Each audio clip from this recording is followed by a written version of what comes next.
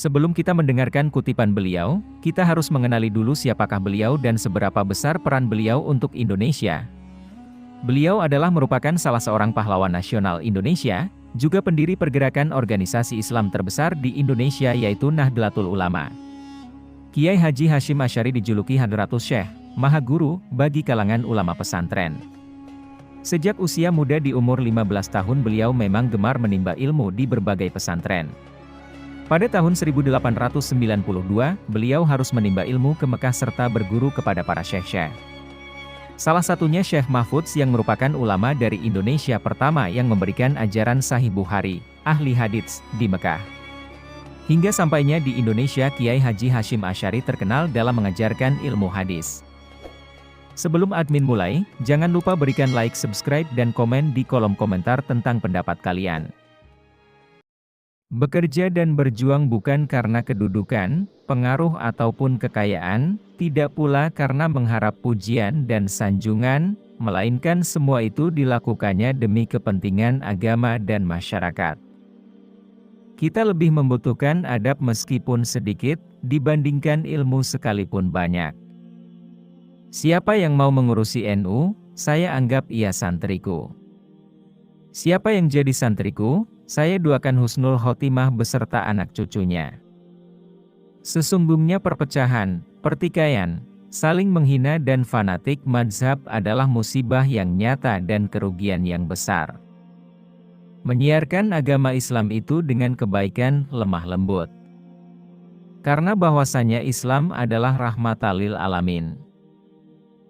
Dakwah dengan cara memusuhi ibarat orang membangun kota, tetapi merobohkan istananya.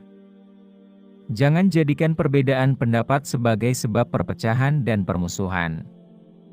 Karena yang demikian itu merupakan kejahatan besar yang bisa meruntuhkan bangunan masyarakat, dan menutup pintu kebaikan di penjuru mana saja. Tatkala umurku habis tanpa karya dan pengetahuan atau ilmu, lantas apa makna umurku ini?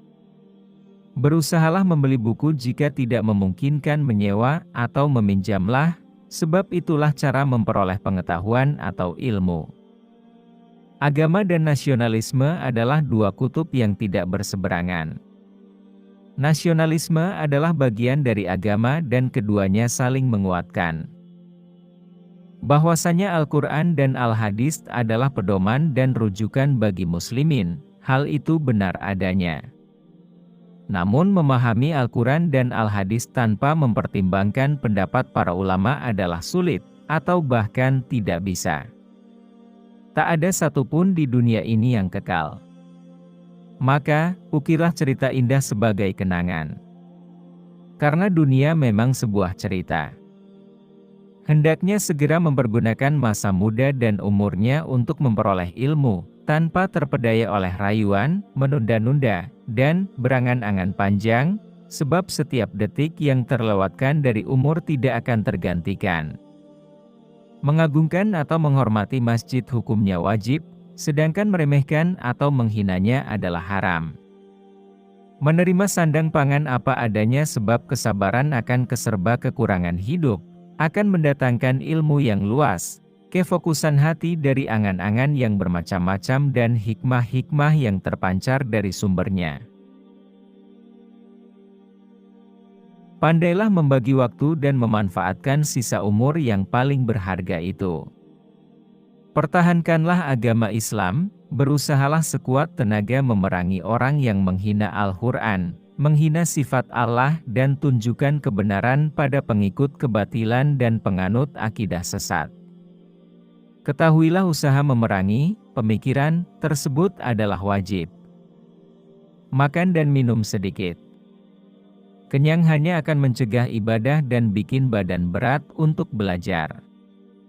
Perpecahan, pertikaian dan permusuhan adalah kejahatan yang mewabah dan dosa besar yang bisa merobohkan tatanan kemasyarakatan dan bisa menutup pintu kebaikan. Bersikap wara, menjauhi perkara yang syubhat, tidak jelas, halal haramnya, dan berhati-hati dalam segala hal.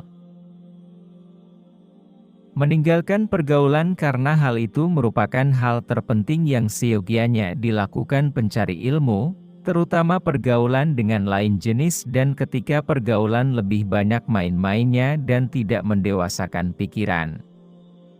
Meminimalisirkanlah tidurmu. Selama tidak berefek bahaya pada kondisi tubuh dan kecerdasan otak. Sesungguhnya kebenaran bisa lemah karena perselisihan dan perpecahan, sementara kebatilan kadang menjadi kuat karena persatuan dan kekompakan. Semoga kumpulan kata mutiara dan kutipan-kutipan bijak Kiai Haji Hashim Asy'ari ini bisa menjadi motivasi buat pembaca sekalian. Admin pamit undur diri, wassalam.